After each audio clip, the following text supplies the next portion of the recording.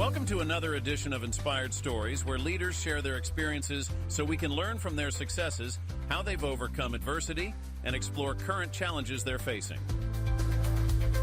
Welcome to another edition of the Inspired Stories podcast, where leaders share their experiences so we can learn from their successes and be inspired by how they've overcome adversity. My name is Anthony Codispoti, and today's guest is Randolph Love III, CEO of ShieldWolf Strongholds, an organization that specializes in fractional CFO services. He focuses on something called the Miracle Money Vehicle, which helps to ensure that people can legally keep more of the money they earn.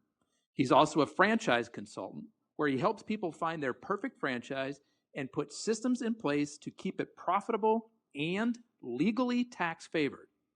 Before we get into the good stuff, today's episode is brought to you by my company, Add Back Benefits Agency, where we offer very specific and unique employee benefits that are both great for your team and fiscally optimized for your bottom line.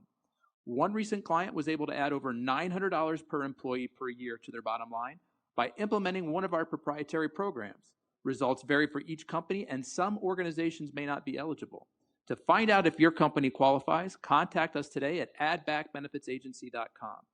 Now, back to our guest today, the CEO of ShieldWolf Strongholds, Randolph. I appreciate you making the time to share your story today.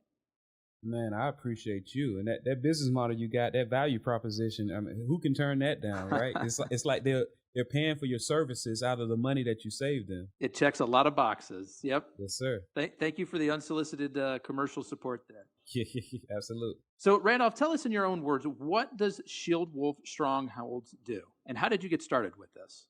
Okay, well, what I like to say is when people ask, what do we do? I say, we help people make money, make babies, right? And then at first, what do you mean? Make money, make babies? And then I follow it up with, if you can impregnate $100 bill, would you not? And they, of course they laugh and they say, yeah. And then, I do it all night long, right? So, I mean, that's what we do. We try to show people how money really works. You have active income and you have passive income. I think a lot of people agree that passive income is probably a good way to go, but there's different levels of passive income. So that's what I help people do. And how I ended up in this industry is it started out where I just started earning professional designations just for the free trips. I'm a chartered financial consultant. I'm a chartered life underwriter. I'm a chartered property and casualty underwriter. I'm a fellow Life Management Institute. And it just so happens that the company that I was with, every designation I would get, they would give me a free trip. And accidentally, I learned a lot while earning a free trip. And then I realized when I finished the curriculum, it was the American College of Financial Services. He said, congratulations, you now know more than 99% of the rest of the world. And I thought it was just all right, that's your tagline. But as I started proceeding through life, I realized nobody knows this stuff that we learned while earning these designations. And then I said, all right, there's a problem that needs to be fixed. Let me monetize it. So that's hysterical. You started to get into all of this because there were free trips attached to getting these certifications. Absolutely. Don't be so sure of what you want that you wouldn't accept something better. That's one of a quote from Chris Voss, author of Never Split the Difference. And I thought all I wanted was the free trips, but the something better was the positive impact that I've been able to make with individuals, with business owners and franchises. Can you give some specific examples of the kinds of things that you are helping your clients with? Maybe without mentioning anybody's name, like give a little case study. Well, first and foremost, just in general, having people understand what percentages are. I mean, a lot of people hate math, right? And I'm not mad at you. I get it. But we all have our own genius. Just to use this example, the first thing that I tell these people, because a lot of the people that I work with, they already make a lot of money, right? They're not, you're not going to turn their heads by telling them, hey, I'm about to help you make more money than what you're already making. What you're going to turn their heads by is by teaching them something that they didn't realize that they didn't know. Mm-hmm. So what I do is I start out at $100,000. I say, well, you already have an advisor. If you have $100,000 and you lose 50% one year, and you gain 50% next year, what just happened? And their response is, I just broke even. And that's when I say, actually, no. What just happened is, what's 50% of 100,000? And of course they say 50,000. All right, so you just lost 50%, so it dropped down to 50,000. All right, so you went up 50%. What's 50% of 50,000? They say 25,000. All right, so you just went up. So actually, when it looks like you lost the same, gained the same, because this is a percentages, you're actually still in the hole, $25,000. And that's that light bulb moment. I didn't know that. So imagine all of these other things that you might not know that I can tell you. So, I mean, that's in general how I help people. That's great. How about maybe, think of a specific client and a specific thing, a problem, an issue that you help them to resolve, or a specific money-making opportunity or a tax advantage solution. Like, help people sort of wrap their heads a little bit better around what it is that you do. Understood. So, for example, a lot of the business owners that I work with are business owners who lead with reverence. People don't follow them because they fear them. They follow them because they like them. Mm-hmm. And a lot of those people, they want the best for their employees. So of course they set up, typical qualified retirement accounts. What are some qualified retirement accounts? 401k plans, things of that nature. Now, one thing that I ask them to do, and once again, I'm very confident when I tell people, because I've had people bring me their their reports from beginning to end, like when you first got this started to now. And one thing that I point out to people is typically a typical qualified retirement account, you're losing approximately 30 to 40% of your principal every 3 to 4 years. Now, I'm not saying that's every account, but just the ones that I typically see, right? So using that same concept that I just talked about, if you're losing 30 to 40% of your principal every 3 to 4 years, how much do you have to gain in order to break even? And the answer is 60 to 80%. But typically, every 3 to 4 years, right before you get to break even, it drops again. So I say, all right, listen, I'm not telling you this or that situation. I'm not telling you that you have to stop contributing to these qualified retirement accounts for people, because it works for some people. But I show them how they can use Internal Revenue Code 72E, 7702, and 101A, to where if you put it in the right vehicle, you get all of those benefits of a qualified retirement account, except now it's liquid. You can get to it whenever you want to, and it's safe. It's not dropping on average of 30 to 40% every 3 to 4 years. And it has a good predictable rate of return. A lot of these accounts, vehicles that I put people in, they're averaging about 8 to 11%, and it's tax free because of those internal revenue codes. So a lot of the people, specifically, I can work with a company to where either they add this in addition to their qualified retirement accounts, or a lot of them, they replace it completely, to where they can still be that reverent leader. They can still be that leader that wants their people to earn and have their retirement taken care of. But they also can see that all the typical backfalls of a typical qualified retirement accounts, their people not experiencing. Randolph, help me understand what's the mechanism that is happening that is causing a lot of these retirement plans to lose, what are you saying, 30 to 40% of their principal per year? What's going on there? On average, every 3 to 4 years. Every 3 to 4 years. What's happening is the money is put directly into the market. I mean, that's the mechanism. Usually out of every 10 years, there are 7 up years in the market and 3 down years in the market. That's typical. Now, you have what's called the lost decade, where there were actually 5 down years, right? And I think that was from when was it? It was from like 2008 to 2018, I believe, to where it was 5 down years. But that's rare that happens. Typically, there's 7 up years, 3 down years. The mechanism is it's put directly in the market. So, one of the benefits of having a qualified retirement account is that it's growing tax free, right? Well, depending on if you have a traditional or Roth, right? If it's in the traditional, you're getting that growth and you're doing what they call, what's the word? You're deferring. Another word for deferring for me is procrastination, right? So yes, the assumption that most financial advisors are making is that either one, taxes are going to be cheaper in the future. What do we know about taxes? It goes up.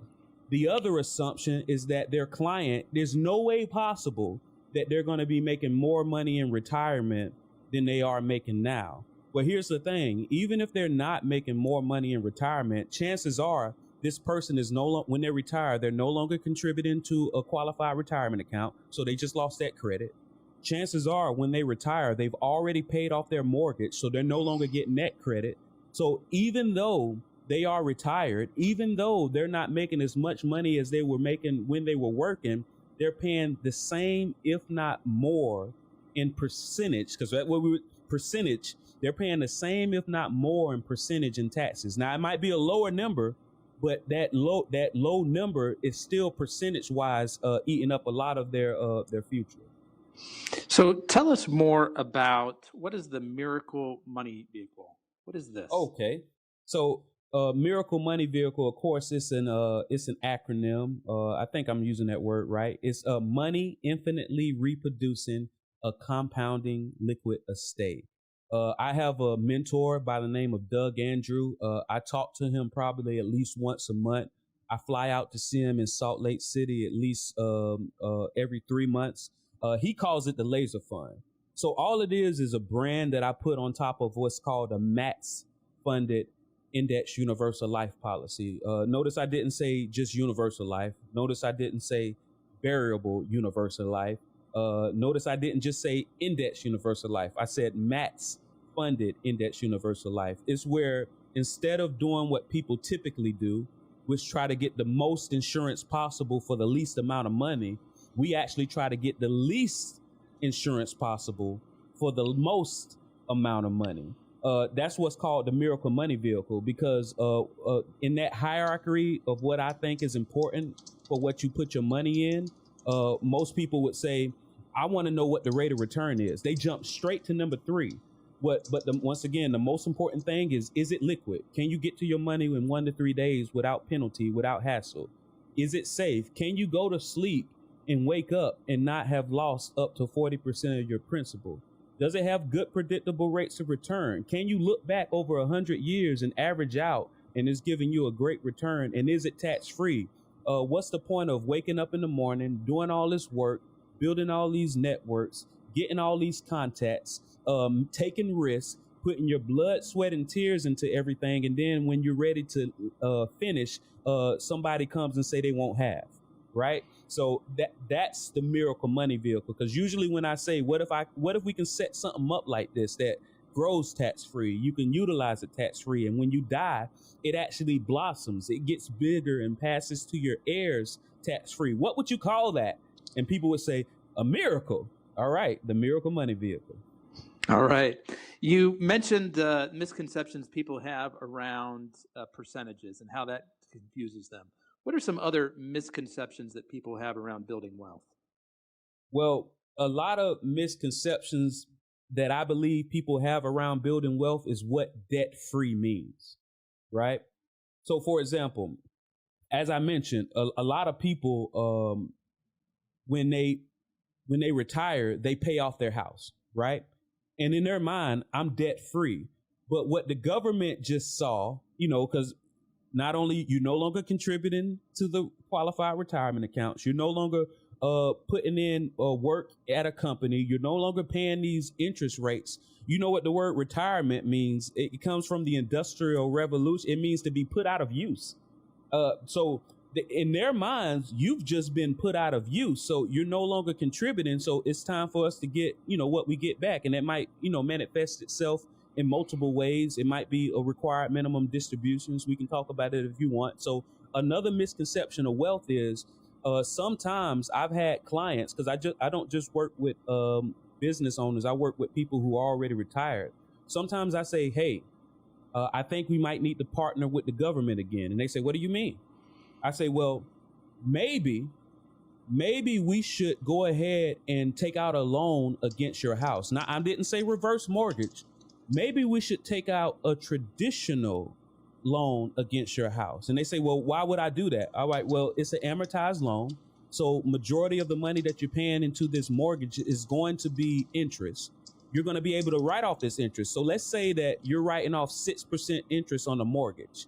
If you're writing off 6% interest on the mortgage, that don't mean you just completely eliminated that expense. That means that instead of you paying 6%, really and truly, only 4% came out of your pocket.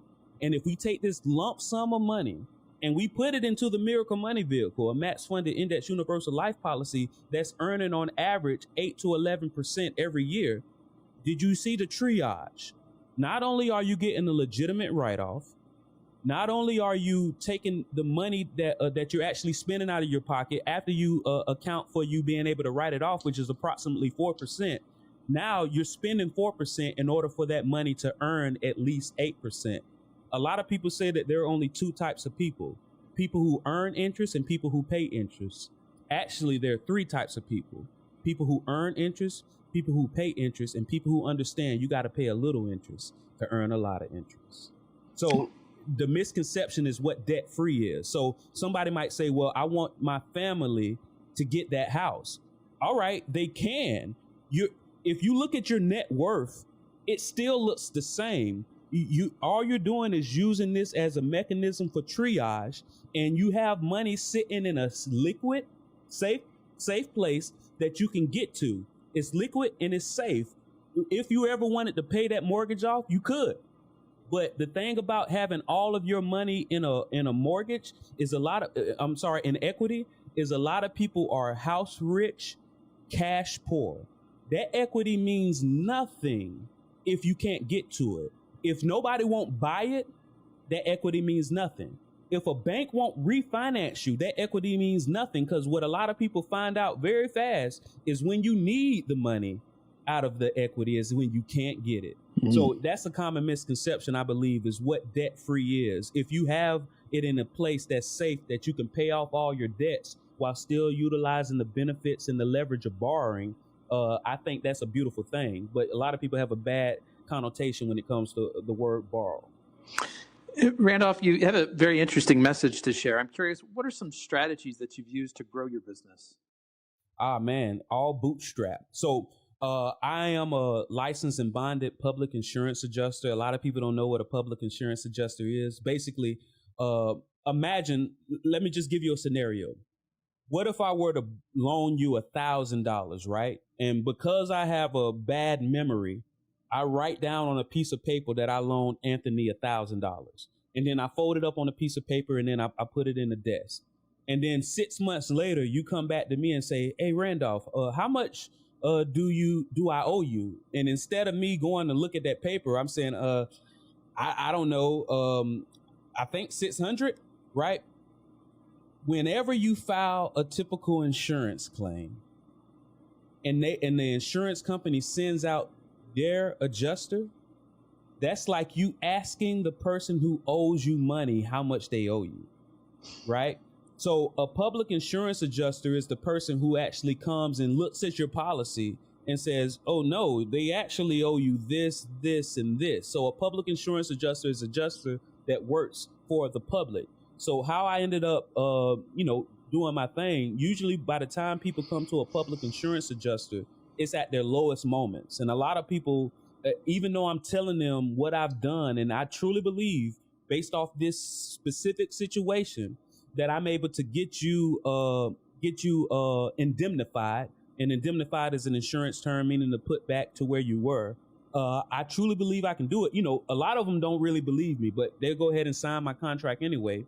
And then ends up 6 to 8 months later, now they have all the money that they thought they wouldn't have gotten in order to put them back. So the way my company started was, once I got into this wealth space, was, you remember when I first came to you and you didn't think I could do it and now I did it? And they're like, yeah. I say, well, guess what else I can do?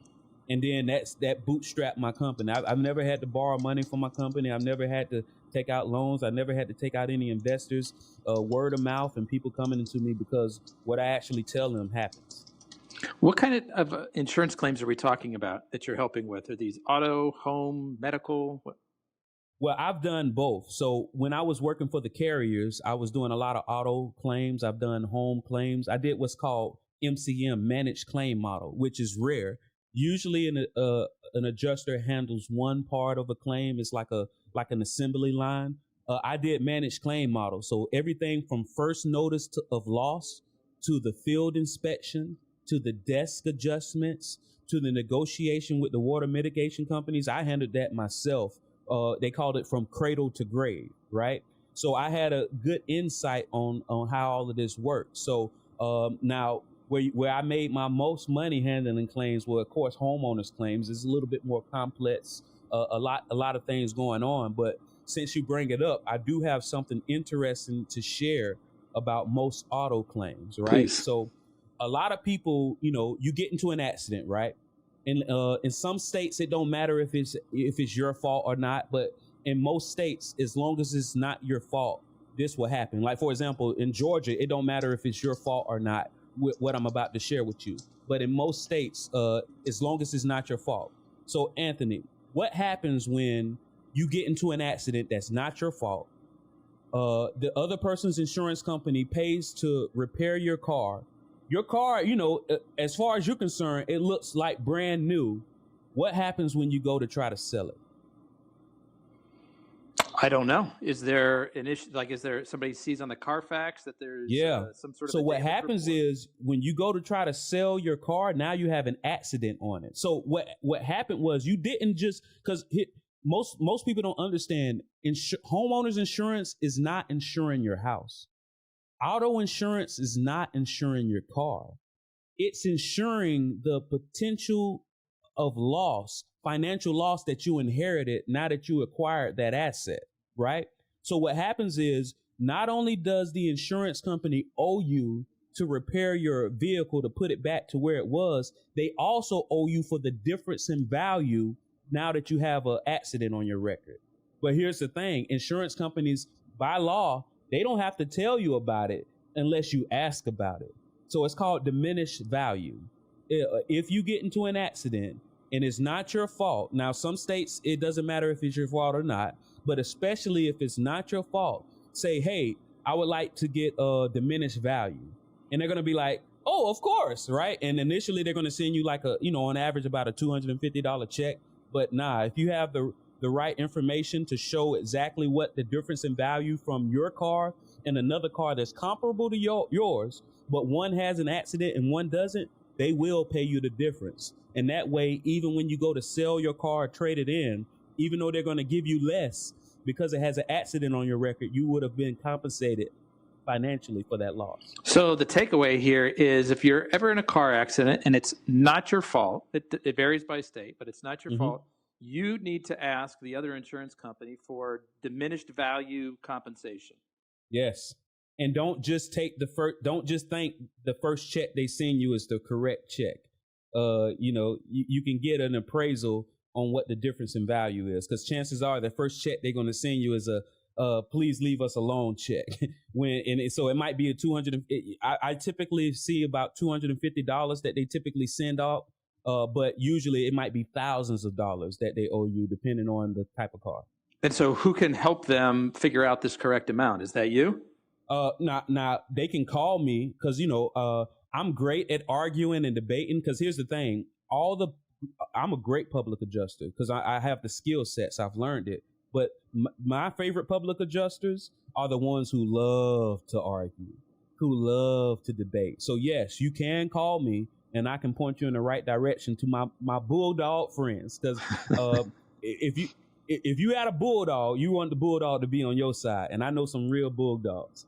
And so how do you get paid as a public adjuster? Are you getting a percentage of what it is that you help your customer get?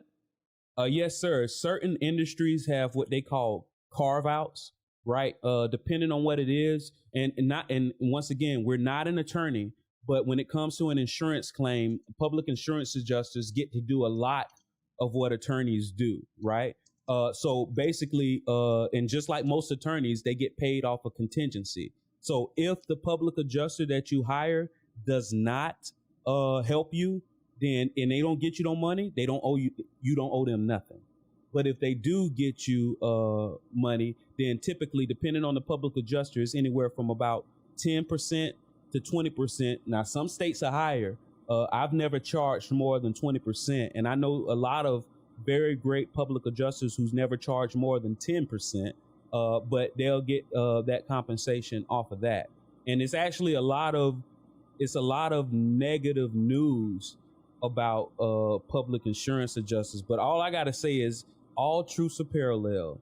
If you have one side that all they do is help the little person, how are they the devils, right? Like, to me, it's one of those, another common misconception in life to why, how is the person who only helps the individual the bad person? It's just because we don't have as much PR money to put it out there, of course. So, it is what it is. And so who's demonizing you? Is it the insurance companies? It's the PR companies. Yeah. I mean, I wouldn't, because think about it. The biggest, and keep in mind, I love insurance, right? It's one of those things you wouldn't have anything to fight for if you didn't have a policy. But the thing was, back in the 1990s, McKinsey and Company helped out Allstate, and they came out with a thing. And if you look up this book, it's called Delay, Deny, Defend, right? Just look it up, Delay, Deny, Defend, basically. And it took courts years to get them to release this report. But basically what the report says is deny everybody in the beginning. If you deny everybody in the beginning, only a percentage is going to fight. So usually, and these numbers may vary, but usually if an insurance company essentially denies every claim, or if every claim is below deductible, typically only 20% are gonna question it. And then of that 20%, only 5% are going to actually hire attorneys or public insurance adjusters. So, I mean, it's a good business model. I mean, if you want to call it that, they're just using psychology. So you're using the sort of the business that comes in from being a public adjuster to fill the funnel for your other business, the rest of your business. That's how it started. Mm-hmm. But how do you get business as a public adjuster to begin with? How do those leads come into you? Well, you have different people that have different ways of doing it. Now, one of the difference between a public adjuster and an attorney is attorneys aren't allowed to solicit. There's a difference between solicit and advertising. That's why you see attorneys have billboards everywhere, commercials everywhere, radio. They're advertising, right? An adjuster is allowed to solicit. An adjuster can literally walk up to your house, knock on your door, and ask you, do you need his or her help? Now, I know other public adjusters who go out to disaster areas and they feed for weeks, and they never ask for anybody to sign with them. But it just so happens if you're feeding and giving in an area, people are going to ask what you do and then go from there. The way that I did it when I was taking on public adjuster claims, and keep in mind, I haven't taken a public adjuster claim in approximately 2 years now. But when I was doing it, it was all word of mouth. All word of mouth. I would help somebody, and then they would give me a compliment, and I would say, thank you. I love compliments. Compliments are amazing, but the best compliment is a referral. And then that's how my pipeline would stay filled. Okay, so you're not taking on this public adjuster work anymore. You've got your own customer base, and now everything comes by word of mouth referrals. You got a happy customer, and that speaks louder than anything else.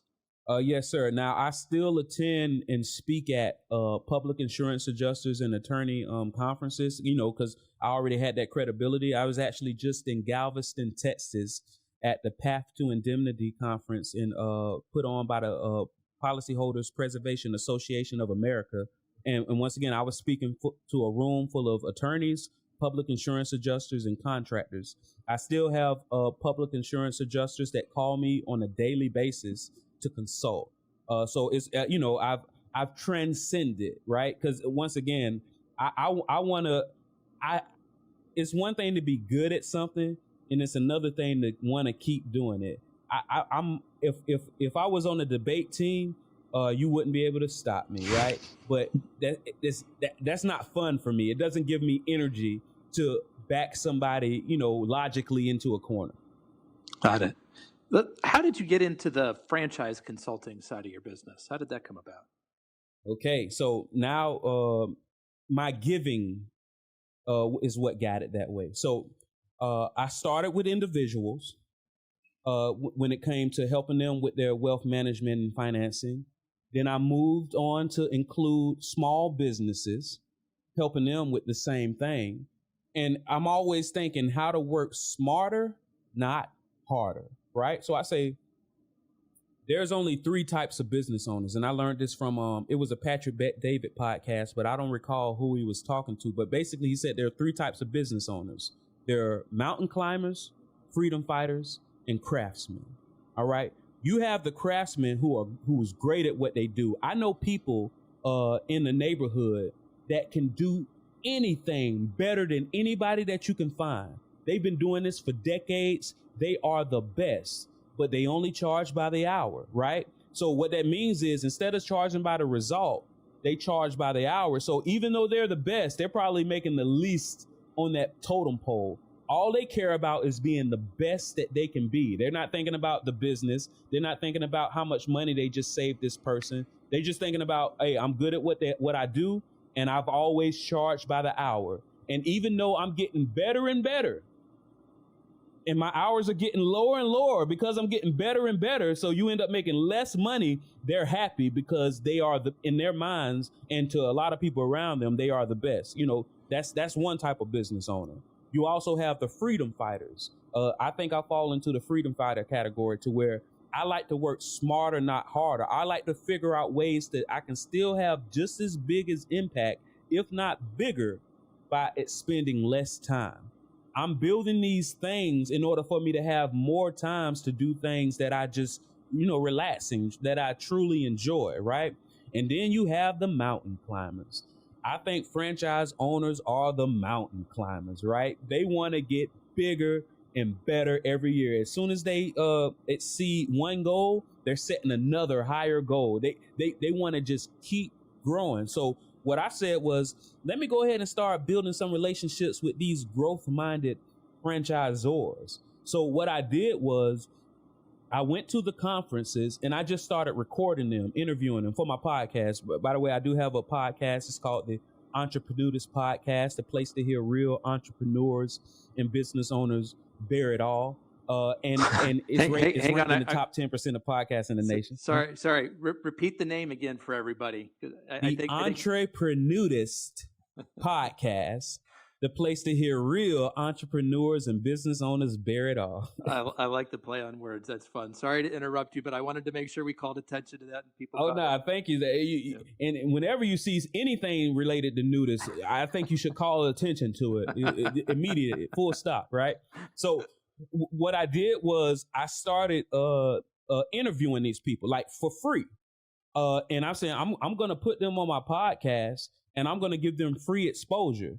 And thinking about the law of reciprocity, if I do this enough, they're going to want to do something for me, right? So what ended up happening is, not only was I talking to franchisors and franchisees and franchise consultants, after I would finish the interviews, because, just like yourself, you ask very intuitive questions. And I'm imagining a lot of questions that you ask, you already know the answer to, but you want to give your guests the ability to show whatever their expertise is to answer that question, right? Sure. So I'm asking a lot of intuitive questions. And then more times than not, I would finish it and they say, "Are you a franchise consultant?" And I would say, "Oh, no." They say, "You should be a franchise consultant."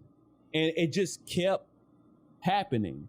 And then, and with the organization that I aligned myself with, the franchise consulting company, I noticed that all the consultants were telling me this. And most times people have a weird thing around competition. So they don't want nobody to come in, not realizing it's more than enough for all of us. Like in every industry, anything you want to get paid for, you can get paid for, and anything that you're doing is more than enough for everybody essentially to get in on it, right? So I know that I say everybody has an abundant mind. Everybody keeps inviting me, even though, you know, some people might be like, oh no, he's too good. I don't want him to take on any of my business. So I ended up aligning myself with them, and very quickly they made me the co-chair of the African American Franchise Council. And once again, it just related to all that abundance. And I just been hitting the ground running since then. It's been a fun experience. And so what's the service that you provide? So basically, we help franchisors, but most so, I think our value comes in with franchisees. A lot of people who want to own a franchise, the reason why they want to own a franchise instead of just start something from the ground up, bootstrap like I did, is because either A, they realize that most businesses started by themselves fail within the first 5 years, or they say, hold up, most businesses that are franchises, at least 85% succeed after the first 5 years. And what's the reason that this is happening? The reason that this is happening is because they already have proven standard operating procedures. They already have systems in place. They already the franchisors have already bumped their heads in this industry over and over again. As long as you follow the program, you got it. And where most small new businesses can't get any money at all, we have access to over 150 private equity groups to where even though you're a brand new business owner, just because that they see that you are aligned with this already profitable franchise, they're giving you $400,000 plus just to get started. That's amazing. So how does somebody, if I understand correctly, you've got a relationship with the franchisors where you're really helping as the franchisee come and they say, hey, I want to start a business. I don't know what, I don't have an idea to start my own company. I'd rather have sort of the security of an existing brand, an existing franchise that I can learn from. They've got the systems, they can teach me. But how do I get started? Which one is right for me? Is that part of the process that you're taking them through, is trying to figure out, okay, here are all the options. Tell me more about who you are as a person, and let's see how these fit together. Absolutely. What we're doing is I'm causing very critical self-awareness. I have a lot of the people that we work with, they have to put together a business plan, not on the business, but on themselves. Most people have never created a business plan on themselves. And all of the attributes and virtues and characteristics that make a good business is what makes a good person. So one of the first things we do is we get very, very aware of where you actually are. And I do believe the reason why a lot of people were thinking that I was a franchise consultant before I was a franchise consultant was because in my line of work, I have to force you to look at yourself. One of the questions that I ask people is say, well, what's the first piece of information that gets put into a GPS in order for you to go somewhere? And most people say, you got to put in the address where you're going. I say, no, you have to first put in where you at. Now, a lot of GPSs have it to where it automatically puts in current location, but that's where it starts. No, you cannot path a direction to get somewhere without first knowing where you at. So what we do is we figure out exactly where you at, right? And then we determine, all right, is this just a status thing? Because I have a pet cremation business that their margins is better than most businesses, but would you be ashamed to say that you work with pet cremation? Do you want to be able to say you do this or that, even though the margins aren't as good? Or maybe the margins are as good, but you don't like the leaders of this company. Because even if the margins are great, you have to make sure you like the people that are in leadership, right? Or else it won't be successful. So all we do is we make people think about that. The leader of the franchise consulting company, Nick Neonakis, one of the things he says is you got to treat each step as if it's a slippery stone in a river. You don't just run across slippery stones. You step very lightly across each stone. So all we do is we teach people how to step lightly. And the franchisors, they like it too, because, a lot of people are just tire kickers. They rather, instead of talking to 100 people, they might only talk to 10 people, because we've already had conversations with that 100 people and 90 of them just weren't a good fit. But the 10 people that we bring to you are people who seem to align with your culture, align with your business model, and then you're able to funnel them down from there. So how are you filling your sales funnel for the franchise side of the business? How are you finding these franchisees who are interested in a new opportunity? Well, myself personally, I put out a lot of online content, right? I prefer people to reach out to me. It's better, one of my colleagues, Maddie, she says she doesn't chase, she replace, right? And when people come to you, you kind of you don't have to replace as many, right? Because they don't feel like you say you're soliciting them. A lot of our people that's in the funnel, they come in through the Great American Franchise Expo. They are in a different city every 2 weeks. Over 1,500 people attend every conference. And basically you have a list, a line of franchisors that are basically just telling what their business model is. And you have potential franchisees, and usually the average age of a franchisee is approximately 44 years old.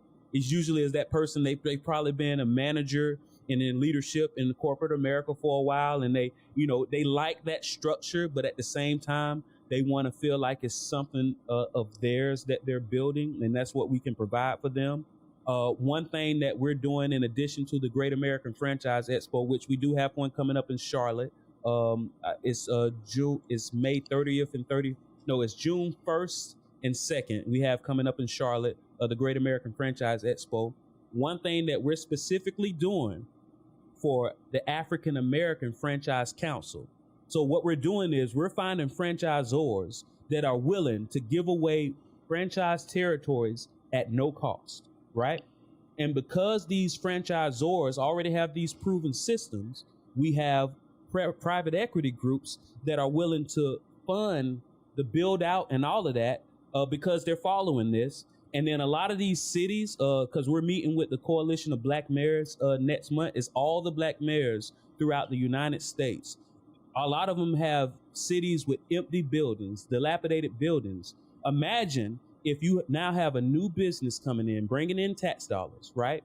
You have funding from these private equity groups building out these buildings that probably haven't been used for years or decades. Now you have a city that's earning tax dollars. You have more businesses for the people who live in the city to use. And whenever the franchisor leaves, if they leave, now as a city, you get to keep all the betterments. Now, we're not just doing this for black cities. We want to do this for every city, but it's just something that people can think of. This is what we can bring. We bring tax dollars. We bring jobs. We bring bright futures. Franchising. And so I'm assuming that once you get a franchisee customer, it's probably a natural lead in to the other services that you provide in terms of wealth management. You're smart, man. That's why I went out there in the first place. It just so happened that I just found a new revenue stream. But yes, it's definitely a natural lead in, because it's not about how much you make. It's about how much you can legally keep. And that's the way I go. All right, yeah, this is a great business model. How much of this do you want to keep, right? Because here's the thing. I do know some red-blooded Americans. I'm a red-blooded American as well. I know that there's a function for taxes, right? However, even the people who truly believe that taxes are necessary, which they are in a lot of instances, I say don't be so sure of what you want that you wouldn't accept something better. There are a lot of people who get visibly upset if they feel like somebody isn't paying their fair share of taxes. And you would love for them to pay millions of dollars in taxes. All I say is don't be so sure of what you want that you wouldn't accept something better. What if I could teach you the legal way to do it yourself, right? And I'm not telling you just to be selfish. If you truly believe that taxes are necessary, my next question is, do you believe that they're handling your tax dollars appropriately?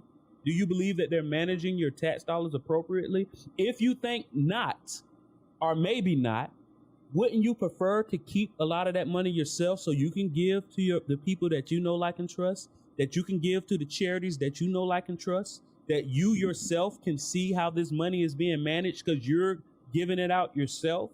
I think a lot of people would take that option. Randolph, what's a serious challenge that you had to overcome in your professional career, and maybe some lessons that you learned from it?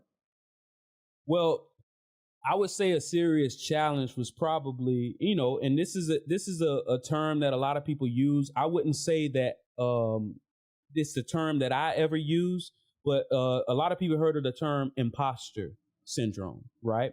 Now, the way that I break this down for people is, a lot of people know the term con man, right? And then I asked them, do you know what con man is short for?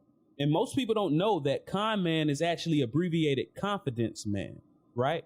So what ends up happening is this confidence man gives you all this enthusiasm, spews all this confidence on you. They get you to part with your money and then they disappear, right?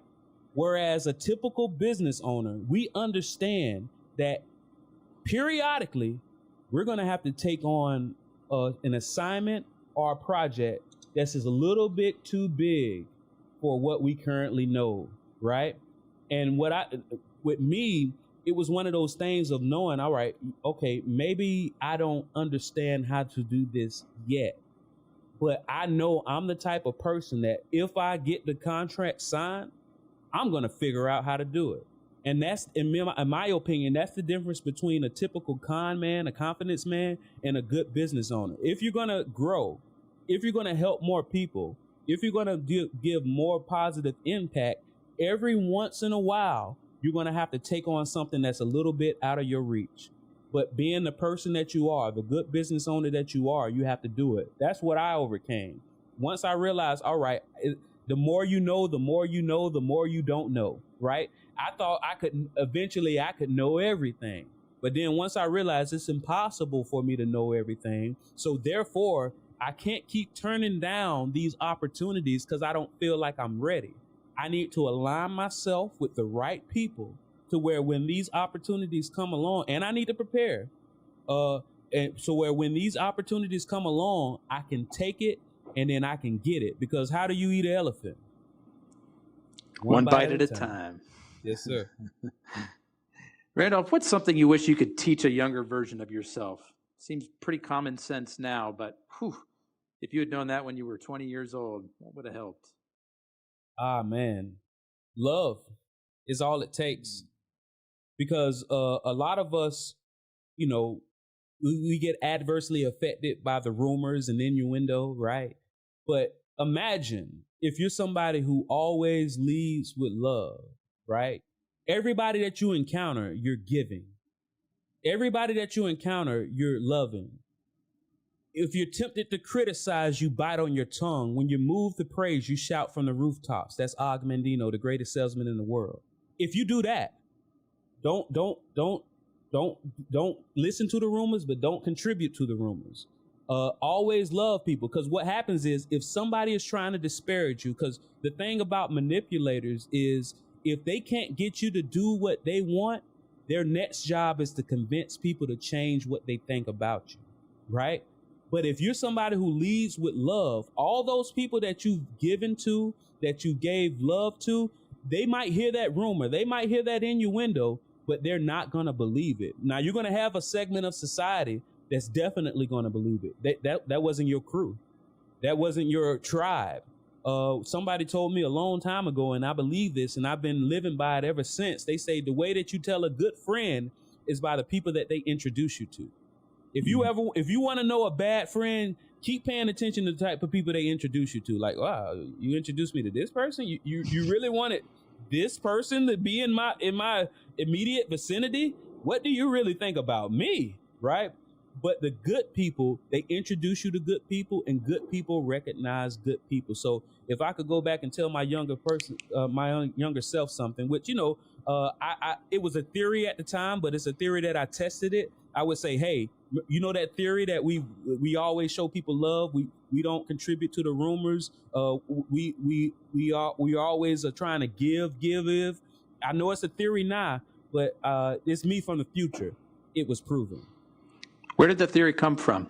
Is that something you learned from your family, from a mentor? It must be family, man. As the twig bends, so grows the tree, right? One thing that I, and this is a touchy subject because I don't have any kids yet, right? At least none that I know of, right? But so one thing that I give a lot of advice. People give me advice, but one thing that I'm very careful of is giving advice to people with children, because I know once you have kids, it all changes. But one question that I ask a lot of my friends and colleagues is like, how long does innocence last, right? How long are you going to not tell your child things that you know to be true, or not have conversations with them because you want to protect their innocence? And usually they say about 13 years old. By that time, that child has been programmed. That child was a twig back then. You could have instilled in them all of the virtues that would make the rest of their lives amazing. But instead, because you didn't download into them these good things, because you wanted to protect their innocence, somebody else was allowed to upload their philosophies, which probably want philosophies that for their good. Now they're spending, because most people don't even do this, but now they're spending decades doing self-work just to shave off the solid limbs that they've developed when it could have been shaped by you as when they were younger and they were twigs. I believe my family, they treated me like an adult. I was cutting my granddaddy's yard at the age of 4. People don't believe me. I was 4 years old cutting the yard. My granddaddy let me cut that entire yard before he told me, now you see those little lines between, I don't know if you ever cut the yard, but you have to slightly overlap the line that you did. He let me cut the entire yard and he said, hey, you missed those lines right there, right? I was washing my own clothes by the age of 6. I was walking from elementary school at 6 years old by myself, right? Now, I wouldn't recommend, in today's age, right, for a lot of these things, right, that I was put through. But what it is it's just what it is. I would be going to the store. Friends of mine would steal out of the store. I couldn't steal because it was taught to me all of these things when I was younger of what you're supposed to do. So I credit it to my upbringing and that they didn't just rest on, I want him to stay innocent. But because I wasn't allowed to stay innocent for so long, I think it allowed me to have these, ideals at an early age. Randolph, you've dropped a lot of wise and insightful quotes on us today, which has been a lot of fun. I'm curious, aside from your family, who you've already called out and given credit to, are there specific mentors or books, authors maybe, that have been particularly influential in your personal and professional development? Oh, yeah, absolutely. You have Think and Grow Rich by Napoleon Hill. Very good book. You have The Greatest Salesman in the World by Og Mandino. Very good book. You have a book called Psychopictography, which I can't remember the author's. I don't want to try to guess at his name, but it's called Psychopictography. I think it was published back in the 60s, if not earlier. And basically what that book does is it basically all truths are parallel. A lot of people, when you realize it, was usually be usable and workable in one facet of life is usable and workable in another. And what they do is they tell you a truth, and then they point it to how in your actual life, how it must be true. That's right? Vernon Howard. There you go, Vernon Howard. What other books? Never Split the Difference by Chris Voss. He definitely crushes a lot of things that we think are intuitive, right? He said, hey man, because he was a FBI negotiator and terrorist negotiator. He said terrorists are more reasonable than the average business person. That's right? Frightening to think about. And when you go through his book, it's true. Like, for example, he phrases everything in a negative, right? Because most people and here's the thing, a lot of people have their own feelings about learning psychology. My question is, does the whole world not run on psychology? I think most people will agree. So are you telling me only the bad people are allowed to learn what runs the entire world, right? So what we do is, what he says is most people, they prefer to say no, and they prefer to correct you. So when you ask questions in the negative, even though that seems counterintuitive, it allows them to tell you no, what's true. And what happens is, and even if they initially would have just told you no because you asked a positive, because once again, the knee-jerk reaction is to say no to most people. They'll tell you no. So they did what their knee-jerk reaction is. They get to correct you, which also makes them feel good and releasing the good chemicals in their brain. And then y'all are working to collaborate on how y'all can reach a mutual agreement together. It's not manipulation, it's influence. It's using psychology to help everybody get the best out of the deal. That's pretty clever. Randolph, what's a fun fact most people wouldn't know about you? Well, one fun fact is I used to make music, right? I've been on Billboard. I still get hundreds of thousands of streams a year. You know, it's just another revenue stream. I haven't created music in a long time, but it's something, it's kind of almost like a stock. It just keeps growing and growing and growing. So usually people are pretty like, nah, no. And then, you know, sometimes they look it up and they're like, oh man, you not only did you make music, you made good music. And not only did you make good music, people are still listening to it today. You can look up some of my music and you can see people in Japan doing whole dance routines on it. So it's very cool. What kind of music? That's just one. It was just one phase of my life, right? What kind of music? I mean, R&B, rap, the list goes on, pop. It's the universal language. And, you know, I've always been a wordsmith.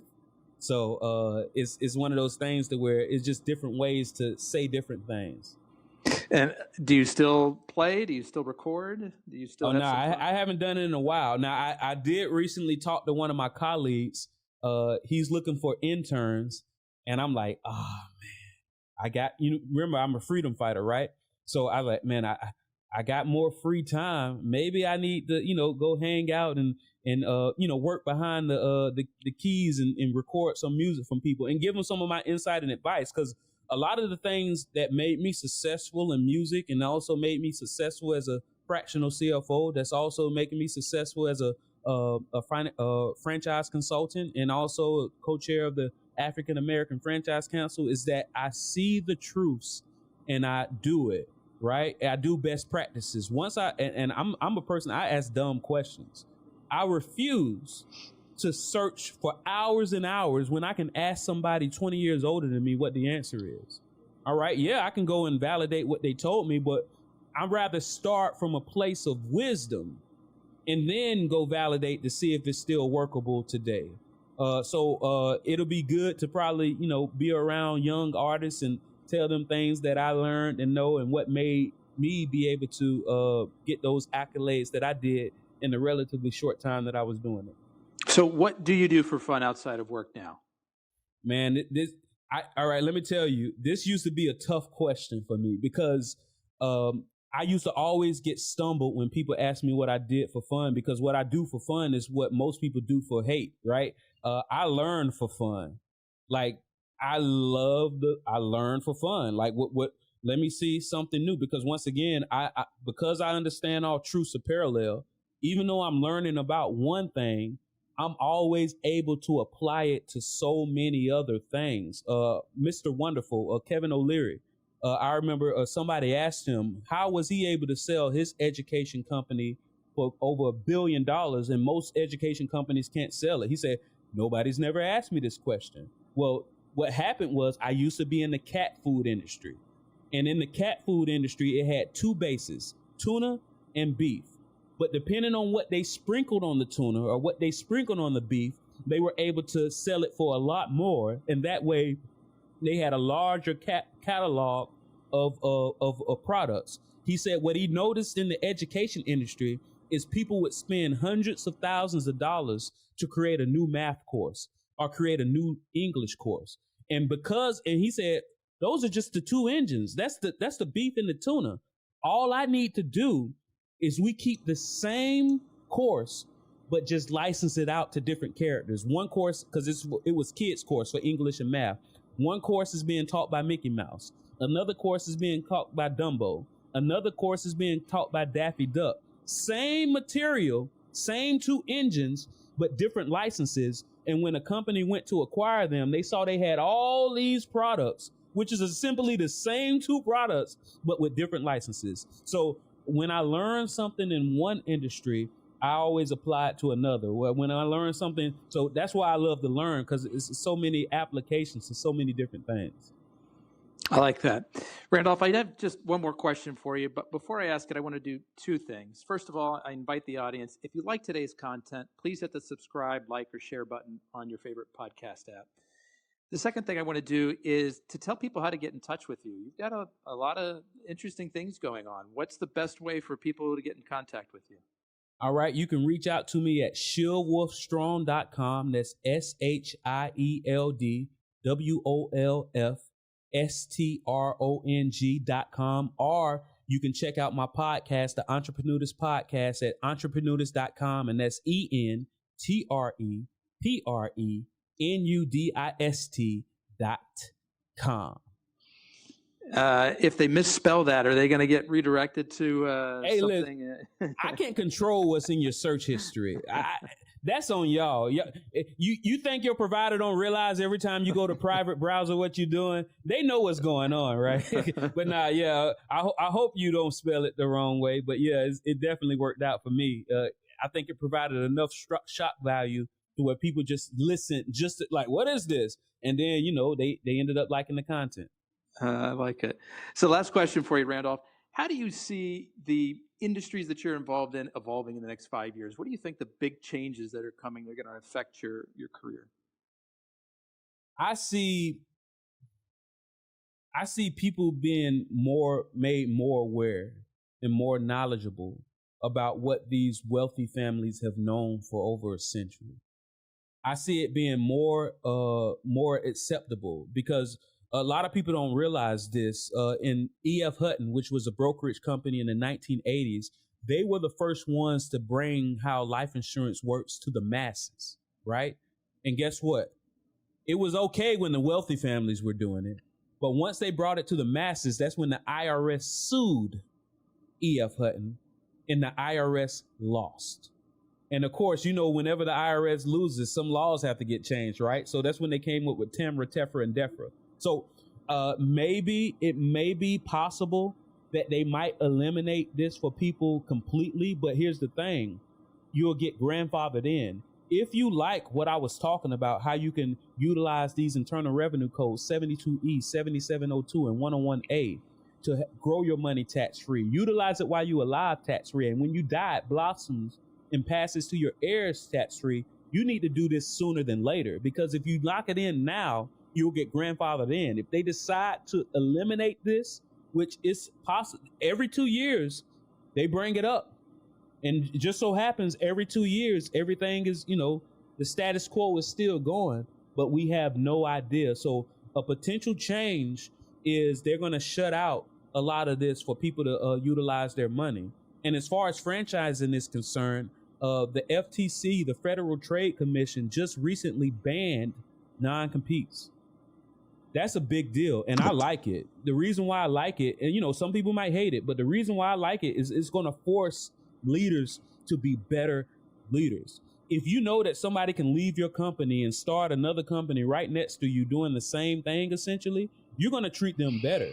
And if you are somebody who you're good at what you do, but you just didn't like the leadership, and now you were stuck under this non-compete, man, you got me foaming at the mouth. You were stuck under this non-compete that has that kept you down, and now you can get out. So now it's going to bring in more competition, and what's going to happen is the cream is going to rise to the top, and somebody's going to be able to do what you're doing just as good, if not better, for a lower price. It's going to force you to either provide more value, treat your people better, and give better prices. So, I'm okay with it. I like it. Randolph, I want to be the first one to thank you for taking the time to share your story today. I really appreciate it. Man, thank you for bringing me on, Anthony. I truly, truly appreciate it. I don't know what you have going on, but I was just talking to my colleague. Say, yeah, man, I'm about to start doing some more podcasts myself, right? And just like magic, you were in my inbox. So thank you. The universe had something in mind for us to get together. Yes, sir. I appreciate that. That's a wrap on another episode of the Inspired Stories podcast. Thanks for learning with us today.